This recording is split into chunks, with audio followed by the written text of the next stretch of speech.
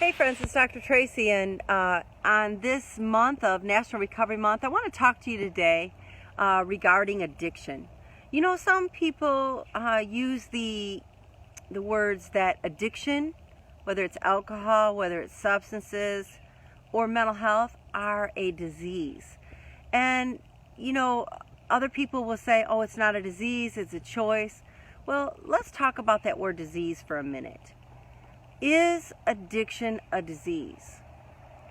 And, I started thinking about that, and I started meditating on that. And I was thinking about diseases, and I was thinking about cures for diseases. And we could say that addiction is very similar to cancer. Many people will tell you that cancer is an incurable disease, yet people are cured from cancer.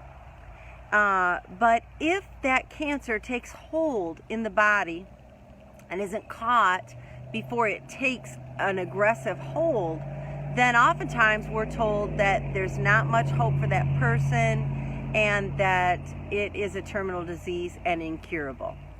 Well, that's similar to how addiction is, but I want to just talk about that place about cancer for a minute. So when a person is diagnosed with a disease called cancer, generally it's because they can't and don't have a name for whatever is going on in your body, so they call it cancer. It's aggressively attacking some part of your body.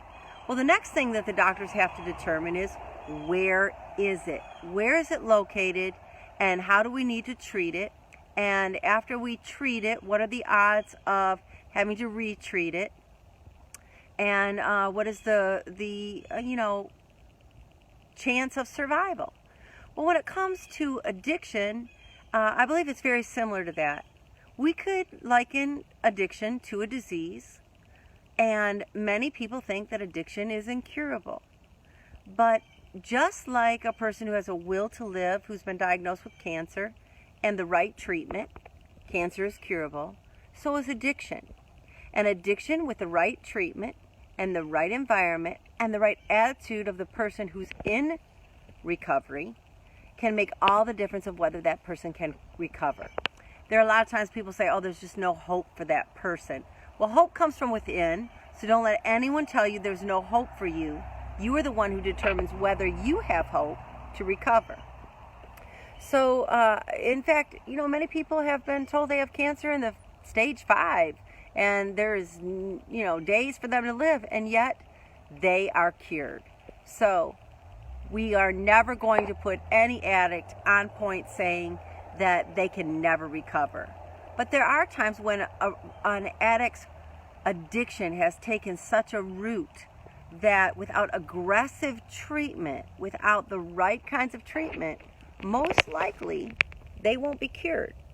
So when we think about that, I like to look at addiction maybe differently than some of the clinical ways, and that's probably because God called me to this assignment, and to me it's about deliverance, and it's about removing strongholds. And if you don't know what a stronghold is, it's a house of thoughts, and about giving people hope and giving people truth.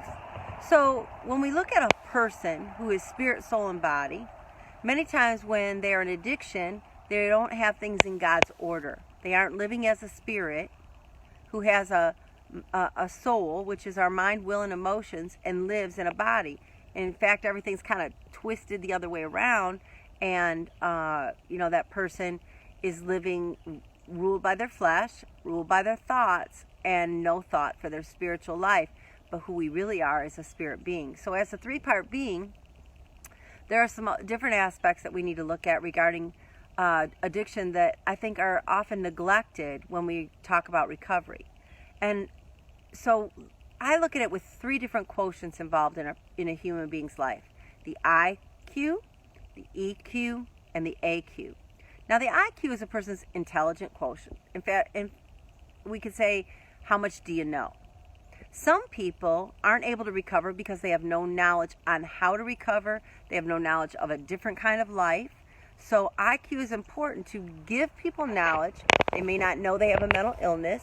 So once we give people and increase our IQ, there's more hope for us. But then we have a second quotient called our EQ. Now the EQ is our emotional quotient. Where are you at in your emotional well-being? Where are you at in your emotional wholeness? Are there things in your emotional capacity that are lacking? Maybe you suffered some loss. Maybe your parents were divorced when you were young. Maybe you were molested or victimized in some way. Maybe you grew up in a dysfunctional home and your self-worth is very much affected.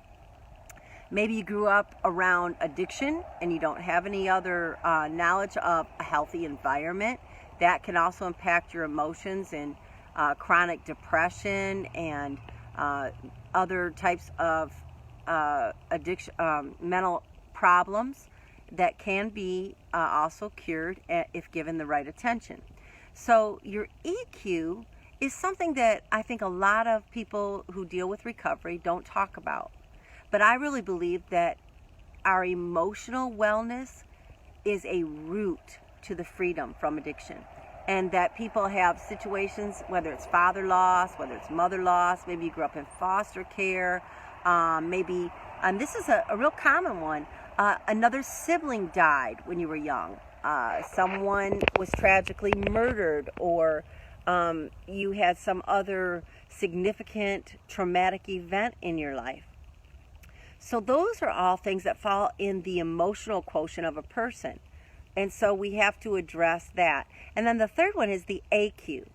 The AQ is never going to be attained or become successful in unless the IQ and the EQ are healthy. You can't have a healthy AQ. What is an AQ, you ask me?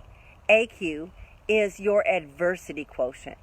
Most people who deal with addiction, you find that they don't know how to handle and cope with the problems and stresses of life. Well, we have to start with IQ and EQ before we ever get to our adversity quotient, like I said before.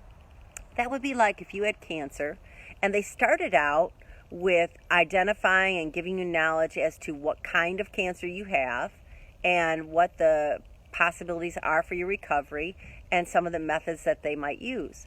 And then the EQ, you're going to have to deal with the fact that you could possibly die. You might have to deal with the emotional issues that are even causing that sickness to remain in your body. Maybe you're dealing with unforgiveness. Maybe you're dealing with bitterness and different things. These cause diseases in our life.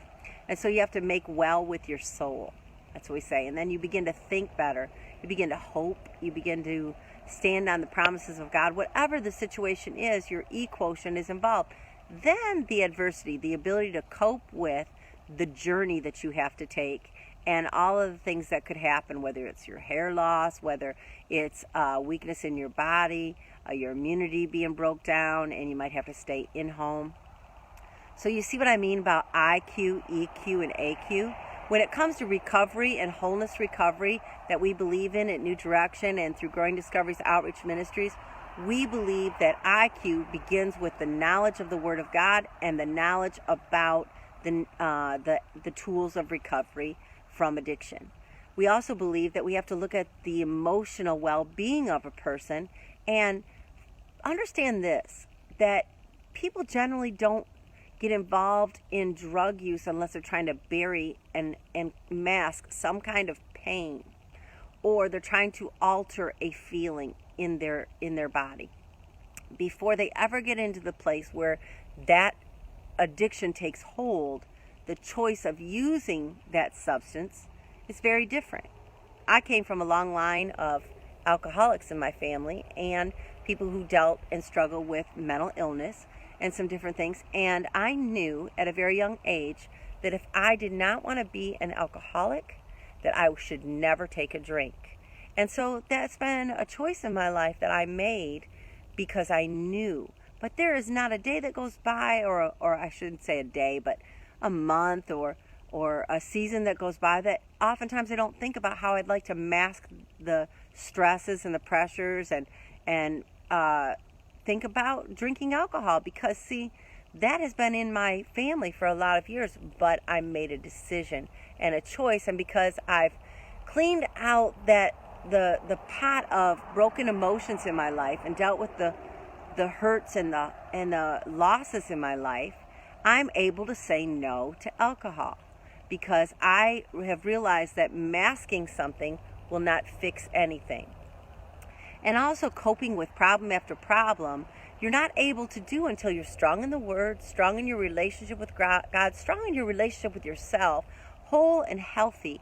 Then you can begin to go through the stages of life. So I've got to shorten this video soon, but I wanted to tell you these things because I wanted to encourage you that there's different treatments available in addiction, and there's no addiction that's incurable as long as you're willing to chop away at those strongholds that you've allowed to take place and begin to change the way you think and begin to recognize that, hey, I need to look at, what do I know about addiction? What things in my life, in feelings and emotions, have I not dealt with? And thirdly, how am I coping with life? If you're just coping with life by taking an anti-anxiety pill, that's probably not going to work very long for you. So I hope this encourages you today, and you give some thought to the things I've said, and you get some thought to improving your treatment if you're out there dealing with addiction. If you're trying to help someone in addiction, maybe you need to think about these things and ask them these questions and find some ways, just like a person who has been diagnosed with cancer. One person might take a pill, one person might do chemo, one person might do chemo and radiation, someone might do a stem cell removal, but they'll find the right thing to treat that illness to make it go away. Find the right things to treat this illness that you deal with in addiction and recognize the roots of it, and you can definitely go free. God bless you. Have a godly day and celebrate your clean. If you got clean time, if you got an hour of clean time, celebrate it and keep walking it out and embrace the journey, embrace the process, and enjoy your life. Have a great day.